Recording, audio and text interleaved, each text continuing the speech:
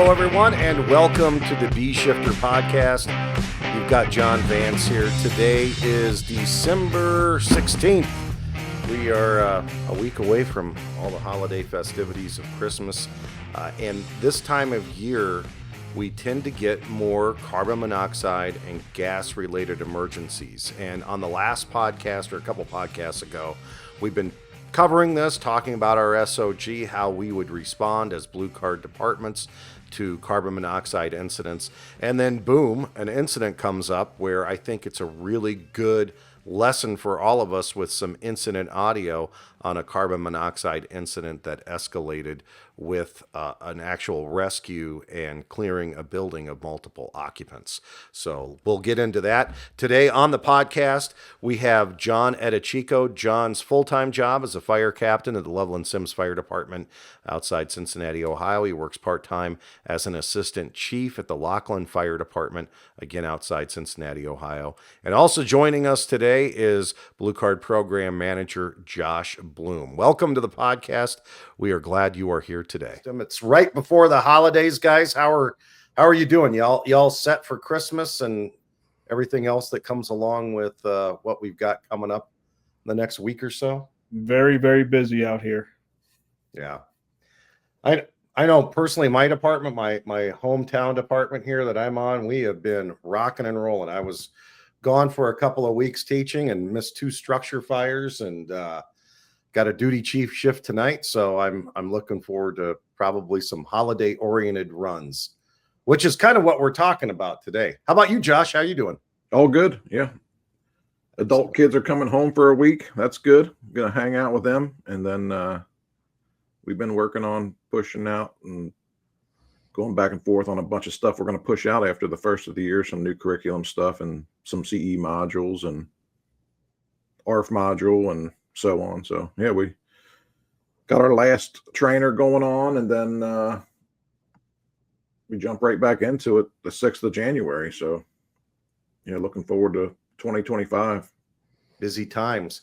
You know, lately we've been talking a lot about these seasonal emergencies, whether they are carbon monoxide incidents where we're getting a carbon monoxide alarm and what that looks like, especially as far as the deployment and natural gas emergencies. And today on the podcast, we wanted to talk about an incident that Chief Eadicicco went on where, it came out as a carbon monoxide alarm inside a multi-unit building. And then it ended up escalating to the point where some victims were actually found. So, Chico, if you wouldn't mind just kind of setting the stage of the audio that we're going to play back and what led up to this incident that you had just a couple weeks ago. Yeah, so we actually got called on our active 911 dispatch. It was a smoke odor indoors with a CAD note of odor of gas on the interior. It came from apartment 3 of the dispatched address, which we'll kind of talk about in a little bit about the building layout and how that really impacted our deployment. But that's what we got dispatched for. So typically we send 2 engines to that. Our staffing for that day allowed us to actually bring a medic unit as well with our own engine and a mutual aid engine. So once the chief got on scene, he gave us an on-scene report, hydrant across the street. Typically with our deployments for those, we follow the DOT ERG, 300 feet away. They actually pulled past the incident, and you'll hear that on the audio in the beginning. We want to stage those units outside that blast zone. So that's kind of where we started. So when they started investigating, they were led around back into the basement, and they started metering with 4 gas meters. We carried 2 on our engine, one as a primary and a backup, to make sure that we're getting correct readings. So they reported 25 parts per million off the get-go. So as we continued with our investigation, we kind of got complacent a little bit, which That's one of our lessons learned. We did an after-action report on this. We used the Blue Card after-action reporting system to do that, as well as having that conversation with our crews that were on scene. So as we go through this, you'll hear probably that engine that was level 1 staged at a hydrant, they got turned away and returned to quarters.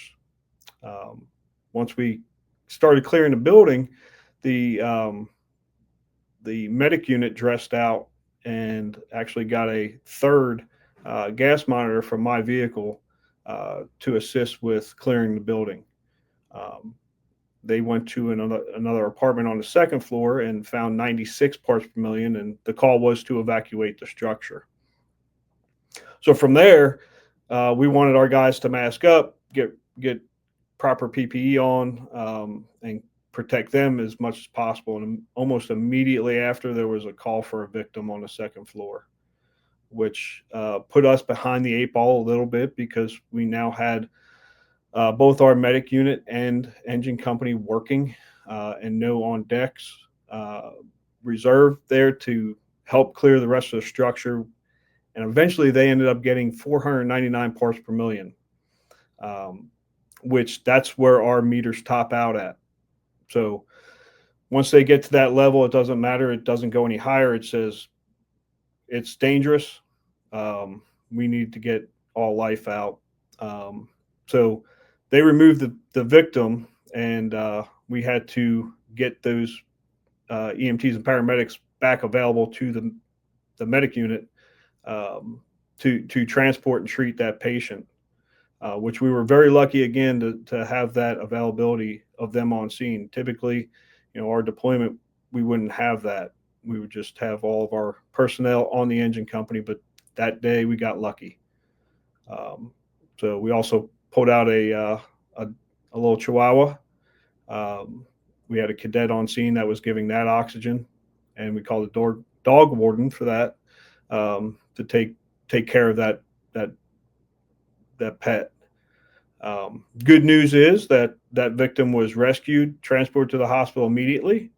Very next day, the guys go out there to ensure that nobody was living in the space, and actually go through the building and look at it, get another set of eyes on it, because it is quite a unique setup. The victim was standing outside gathering his personal belongings. So he was back at home the next day, which was a huge success for us.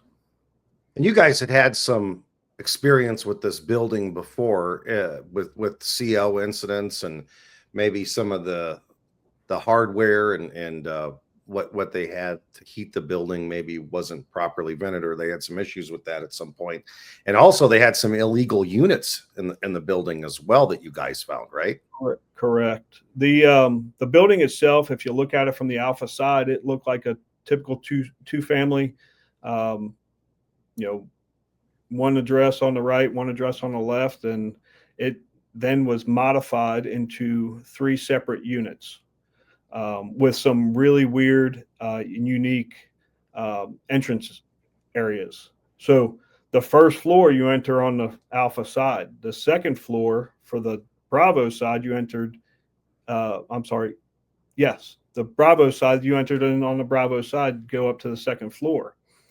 The basement level apartments were on the Charlie side, and the Delta side apartment on the second floor, you actually entered in on the Charlie side. It was a covered up patio area where they added a stairwell to get and modified a stairwell to the second floor from the first floor. Very unique setup. All the utilities, the gas utilities, were in the basement. We had made a run there in April for a gas leak. And Duke Energy red tagged both the hot water heater and the boiler. And that boiler was said to have been repaired and put in service that morning. And we got called out at 16:48. So, almost 5 o'clock in the afternoon. So whenever that boiler was put into service, and the exhaust ran right up the middle through the chimney, middle of the building, and it looked like it exhausted into either a crack or a blockage of some sort, so which caused the CO alarms. We talk a lot about best practice and really what we should be looking for. At what point, before we play this audio, should we be having that trigger to say, wow, this is a CO incident, this is an excessive parts per million? Because we're kind of all over the place in the fire service on when we either trigger and say, hey, this is a larger incident, I'm going to get some more resources out here. And then at what point do we evacuate the building too? What should we be looking for on our meters? So before I get right to the meters, their dispatch, for this wasn't great for them. It kind of put them behind, maybe even a little bit, right? Because it didn't even come out as carbon monoxide. So it did come out as odor of smoke, and then, odor of gas maybe. And then so they're treating it initially like a gas response, which is fantastic, following best practice, because we want to make sure we're doing everything right. And that's what they did. And then as they investigate, they found the carbon monoxide. So when they got into a space and found 25 parts per million, that really leads us right to if there's 25 parts per million right here where we walked in, we should check every single inch of every bit of that space to make sure where is the gas. So if I'm in the basement of that building and it's a boiler system and it doesn't have pressurized air, it's using more like a radiator system, it might not be moving air around much if it's radiator, but there's still air going to be moving around, somewhere. So, knowing what we know about carbon monoxide, that it's about the same weight as air, right? But it is a little bit lighter, so it is going to rise, but it mixes really well. So we always have that air movement. So understanding that, so you go into the basement, 25 parts per million, well, I definitely need to check above it. And in this case, when they went up, regardless of how the CO got there, getting to the top of that is a priority. And that is where they found, the most carbon monoxide. But, so often we look at, and what we really have right in front of us that is, law, I guess, if you will, if we look at OSHA, like permissible exposure limits and so on, it's very specific. And, our meters are usually set up to alarm based off of that. But when we go out and really start looking around, like, what does the World Health Organization say? Because it's general public, these people aren't workers. So the general public might be in that building for 24 hours. So, 35 parts per million for 8 hours. Okay, well, what should they be exposed to for 24 hours? Or it is the holiday season. People might be home for 5 straight days. So, like, what is that carbon monoxide doing? What's 15 parts per million of carbon monoxide doing to these people for 5, 7, 10 days if they're at home and they're not leaving? So, and we know it is accumulative. Like, it continues to take its toll on you, and the carbon monoxide continues to connect to, the hemoglobin, which blocks the oxygen, which, starts to give you, confusion and not a good sense. And then, cardiac patients and elderly people and young people are affected differently as well. So, exactly what they did at this incident was, spot on. There's some carbon monoxide there. They made some decisions, and we have to check every single bit of this to make sure that this space is cleared. And, in this case, nobody watching this or listening to this would probably have thought, oh, well, they're going to find more somewhere else, because like natural gas and so many other things we go to, oh, it's BS, right? And it's not a fire. Well, in this case, it's still something that will kill you. I mean, 500 parts per million of carbon monoxide in a very short period of time is lethal. You will be dead, right? So I think it's well, kudos to the fire department for doing what they did and following best practice and taking care of the customer and doing what we're supposed to do. The World Health Organization, back to that, they really say 9 parts per million inside of a building. You can find things that from energy companies that say, 7 to 15 parts per million. I've been on plenty of incidents with our energy company, and you call for carbon monoxide because I'm not saying that there's not a problem. If there's carbon monoxide in the building, I'm calling them. And then at 3 o'clock in the morning, they're pissed off at you because they found 20 parts per million. They're like, it's not a big deal. And it's like, well, for me, it is a big deal. And now it's not on me. It's on you because you said that it's not a problem. So I think I think there's a consideration for us to understand what will we, the workforce, expose ourselves to, or should we or could we be exposed to, and then what is safe for the citizen. That 9 for 8 hours is what the World Health Organization says, and then they say no more than 25 parts per million for 1 hour. Well, I've been on plenty of incidents where the gas company was like, it's under 35, we're not doing nothing with it, and it's like, well, what is that doing to them long term, right? I'm not a physician, I'm not whatever, but I do know that a little bit about carbon monoxide, of what it does to you long term, right? And it doesn't go away, right? It's gonna, as long as you're continuing to be exposed to it, it's going to continue to pile up in your system. And then the 150 to 200, confused, disoriented, for a short period of time. But this is maybe sometimes based off of like healthy people too. So oftentimes our customer base when they're living in oftentimes subsidized housing, elderly folks, maybe they're not in the best health either. So we don't really know. It's not our place to decide what it's doing to them. It's our place to say there's a hazard here and do something about it. And in this case, that's exactly what the fire department did. So again, good for them. And I'm really happy to hear that they had an incident. They dealt with the incident. There was a good outcome from the incident, but that they still ran it through and did an after action on it, because there's always plenty to learn. And in this case, a piece of plenty to learn is, as John said, disregarding a company and then you need them. It doesn't hurt a thing to leave them there until we know that we don't need them. But, we do that because it becomes we're the fire department, and, it's oftentimes, newer, younger company officers that don't understand are like, this is bullshit. I don't really want to deal with this. It's carbon monoxide. And this is a lessons learned thing, that one incident can have a big impact on, well, people watching this, 20, 30,000 people. Let's roll into the audio. Is there anything else you want to say? We'll listen to the audio. You can hear how it escalates, and then we'll come back and talk about the after action review and the lessons learned. 5901's on scene. Got a small 2-story multifamily of command on the alpha side. Hydrant's going to be in front of the property across the street. Engine 59, level 1. Go ahead, Engine 59. We're level 1 in front of the structure. If you want us to investigate. Go ahead and stop right there, 2 houses short of the structure. Send your crew up, or go ahead and pull past now since you're already up here. Pull past the structure, 2 houses down by me. Send your crew inside and check the interior. Engine 59 is clear on all entering the structure. Full packs. 5902, level 1. Clear up 2. You come with my car if you want. Engine 59, once you get your stuff off, make sure he pulls past the structure, please.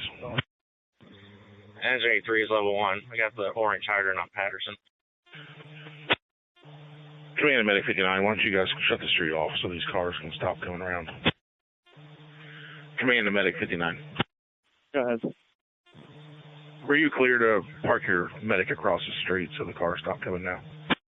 Hey, for Medic 59, please. We're doing it now. That's clear. Engine 59 to command. I'm getting 33 parts per million of CO in here. No LEL. After 33 parts per million carbon monoxide, negative on LEL. Affirmative. Engine 59, that's clear. Can you check the remaining apartments as well? Do you have any need for Engine 83? Negative. We're trying to find the source right now. Would you mind having Medic 59 dressing out and clearing the upstairs apartments? Medic 59 is clear. We're on our way now. Command Engine 59, is your second monitor still on the truck? Negative. Jack has it outside. All right, that's clear. Medic 59, you can get a second meter, or a third meter off of 5902's vehicle. Medic 59 is clear. Command Engine 83. Go ahead. We have a CO issue, not natural gas. You guys can cancel our things. That's clear, returning. Engine 59 to command. Parts per million are going down. They said they just turned on the boiler recently and just fixed it. Clear. First familiar going down. We're going to have the medic switch, check the rest of the building, and I've got do gas responding as well. You're clear. Medic 59, 6 man. Go ahead, medic. We're getting a reading of 96 on the second floor, apartment 2. All right. Command the medic and all companies operating. Go ahead and evacuate all occupants from the building. Medic's clear. 59 is clear. Engine 59 clear. Medic 59. Second man, I've got a patient up here, unresponsive. All right, I'm clear. You got a patient upstairs, unresponsive. Engine crew's coming up to give you a hand. Medic 59, make sure you're on air, please. Clear. Command 5902. Go ahead. I'm going to go ahead and make you Bravo. I'm going to go ahead and get another fire company dispatched here to assist with evacuation. Any additional needs? Right now, no, I have at least one patient. They're moving the medic unit up to the scene. Medic unit crew is coming out to command that. I also have a dog here that's unconscious. Copy. The medic has been brought up to the scene. You're removing one patient, and we're going to need to make sure we have a thorough search for the rest of the building. Search complete on the rest of the second floor. Was that search was? Engine 59 back step on circle, division 2. Meters are showing 499. 499 on CO. Copy 499 on CO. Was that a all clear on the second floor? Secondary search is underway right now. Looking like it's all clear. You're clear. Bravo to command. Command, go ahead. One patient's been extricated on the Bravo side. Moving on to the cot, going to the ambulance. Secondary searches are being underway. Copy the 499 on the CO. That's clear. I copy you. Patient has been extricated from the property or from the building, moving to the squad at this time. You are confirming primary searches on all 3 floors? Affirmative. Primary search, all 3. We're going to continue on to the rest of the structure. Clear. Primary searches on the first floor, second floor, and basement. Moving to secondary searches at this time. I've got 2 additional engine companies responding. Crews are confirming that there's an all clear of the entire structure. Well, you can hear how that escalates pretty quick from being what we would call just a normal CO run or a smells and trying to investigate what's going on into an actual rescue where a victim was brought out. There were a couple of notes that I had off of that. And first of all, I just want to ask Josh and maybe Chico too. A lot of times a CO alarm or even, a complaint is a single engine response without a chief. I think in this instance, it really demonstrates having somebody in a strategic command position that would start to coordinate what's going on, because we went from a basic investigation to having to deal with victims pretty quickly. Is that normal for your jurisdiction out there to have that chief response, or why did you end up getting a chief on this one? Typically, one of us will show up on all of our initial responses. That's not very typical for a lot of other jurisdictions around us. Maybe they do, maybe they don't. They just send a single engine company to go investigate.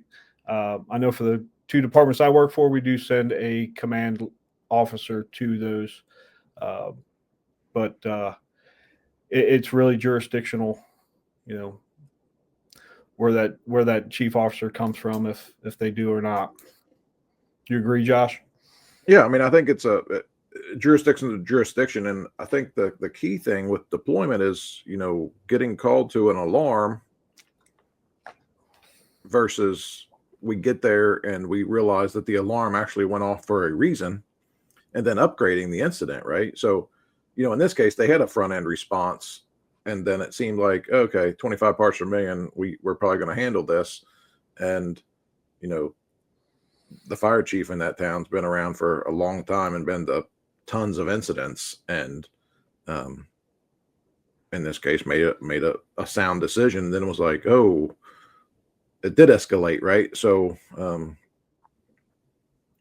there's no armchair quarterbacking, whatsoever. It's just a matter of what do we have and what are we going to do with it. So in this case, they recognize we do need more resources, and they called them right back. So and I know John talked about it in their after action, just talking about until we don't need them, let's just keep them here.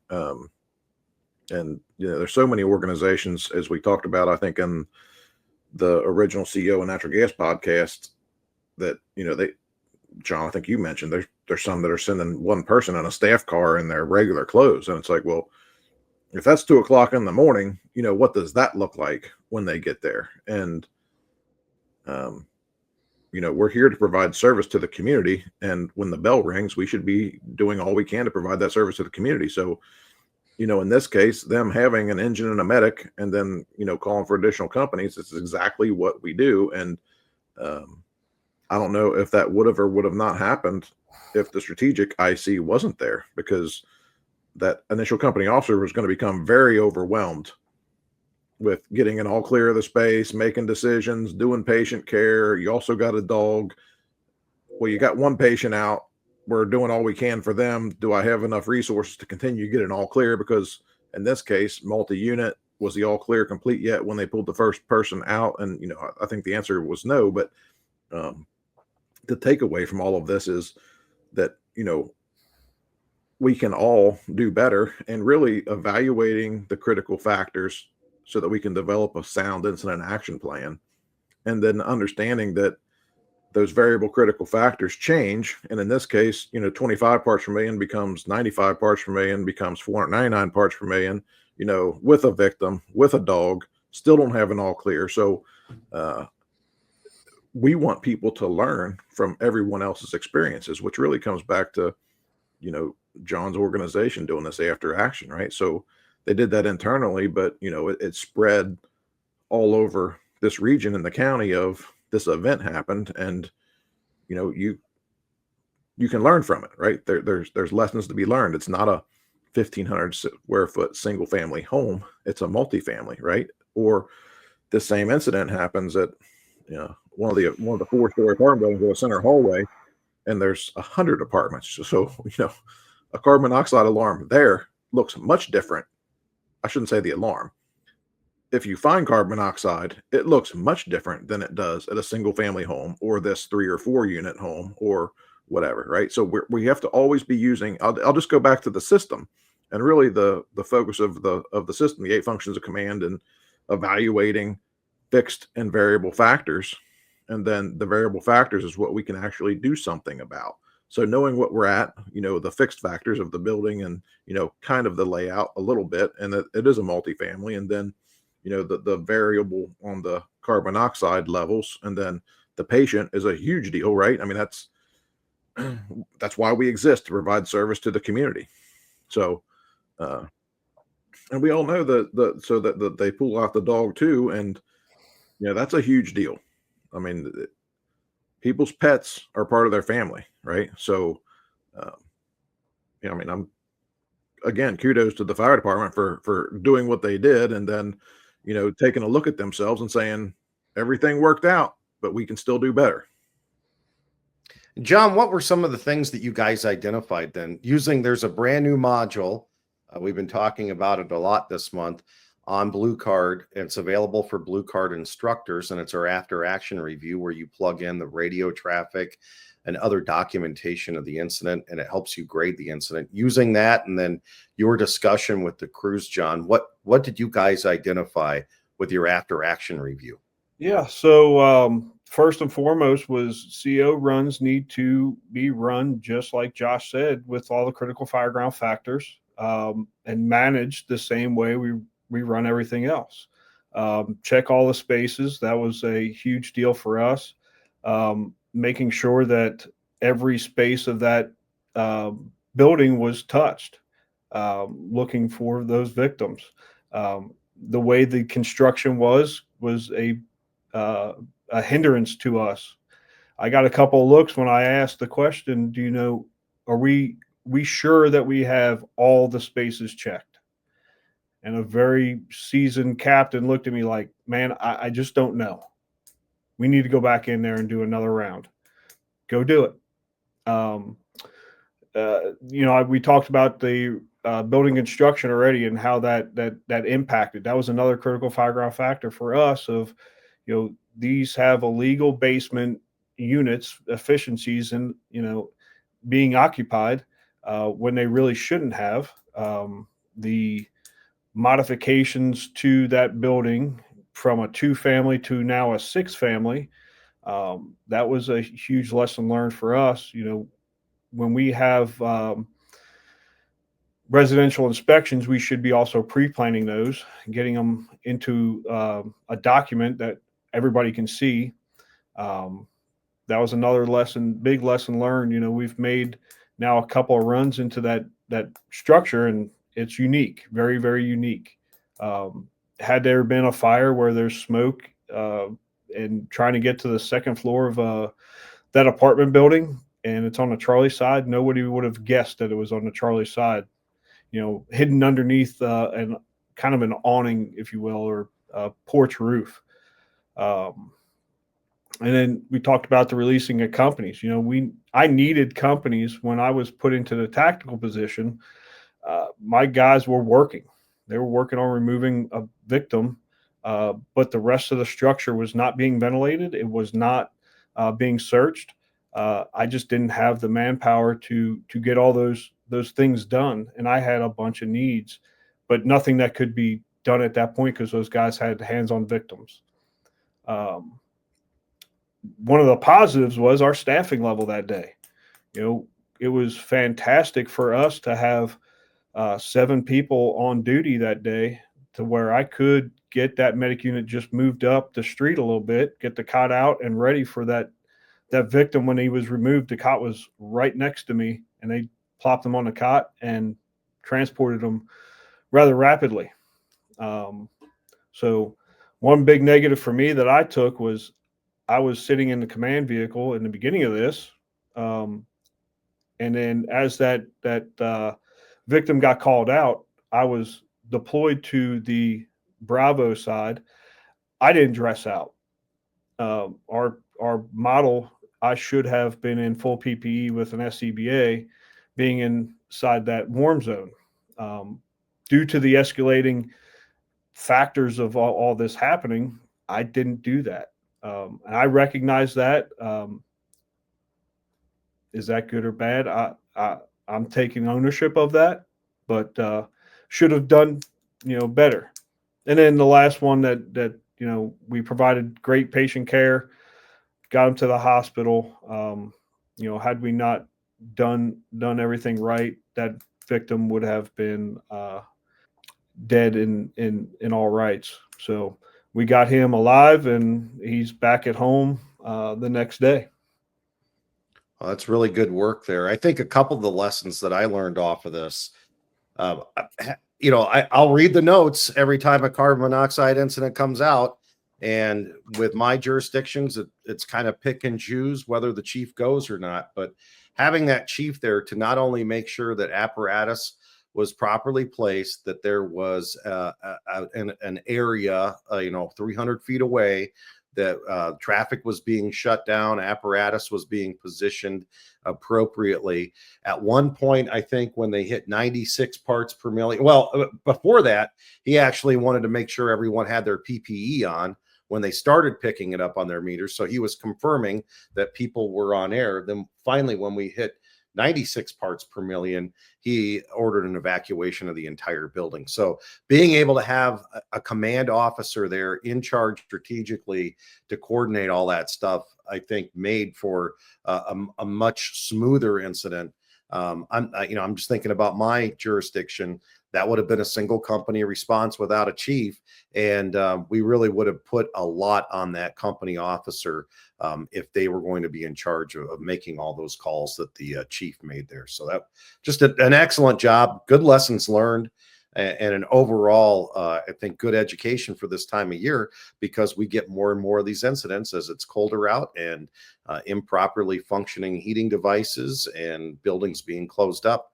We're going to see this happen more often. I think there's just lessons to be learned here for everybody. And though it was a successful outcome, again, good on the fire department for still doing an after action review and sharing it with their organization and everybody else to say, here's what we did good. Here's what we can, maybe do or improve on. And here's some lessons specifically about, this building, and me being very familiar with this community where this incident happened. That's not the only one like that, because there's tons of two families that everybody out there that has, I shouldn't say everybody, but a lot of these people who have rental property, they're trying to get more and more out of it. And, an apartment becomes, separate sleeping rooms and all of that. And I think, as John, talked about, that it being all broke up, and then, face to face with a very seasoned company officer, captain, and saying, are we sure you got an all clear?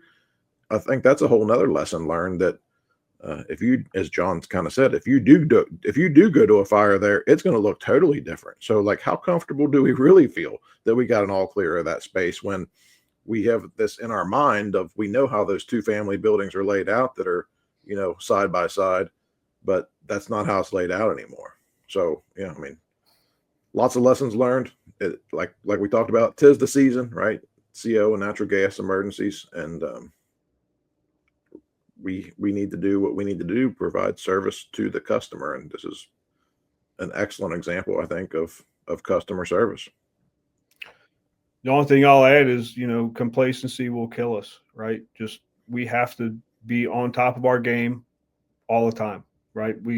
In some point in that incident, you heard the CO was going down.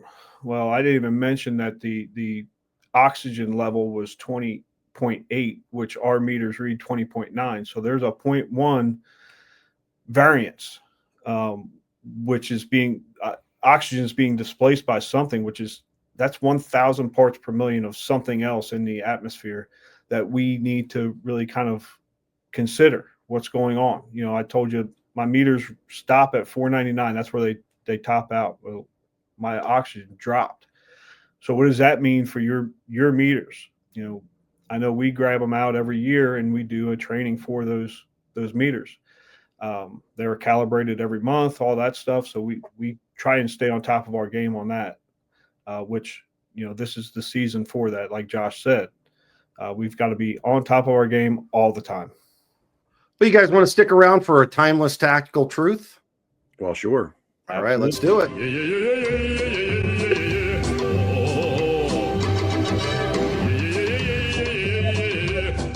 All right, timeless tactical truth from Alan Brunacini. Firefighting, every little thing matters.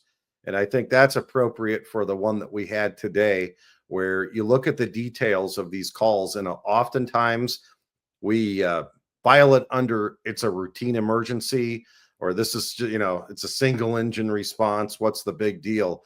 But little things matter. You talk to that victim that was pulled out, or the person who got their dog rescue. Those things matter to them. Details and those little things end up being bigger things when the incident starts to escalate. Agreed. I totally believe in, you take care of the little things, and the big things just seem to work out. We take care of all those little bitty pieces and make sure that we're doing everything right. It starts from, the turnout, getting on the truck, right? Getting to the right address, and training our people the right way. Absolutely. Every little thing matters to the big picture. Yeah, I think that to me, this lines right up to, there's a few people out there that talk about it, but I think Mike Dugan talks the most about it. Like, what it looks like in the firehouse, all those things add up to what it looks like in the street, right? So if you're jacking around in the firehouse all the time, don't take anything serious, that's what it's going to look like on the fire ground too. And, and within this organization, that structure of, we're here to provide service is a top priority. And I think that lines out to the support that the people in the street get from the fire administration and the community there. Like, there's not a whole lot of one station fire departments you go to that have 4 gas meters on their first due engine and a single gas meter in both chiefs' cars, because they want to make sure that they're doing it right. So it's like all those little things, and then verifying and making sure that our meters are calibrated, and then the training on what do those meter readings really mean. And then the whole piece of, like John said, being dressed appropriately.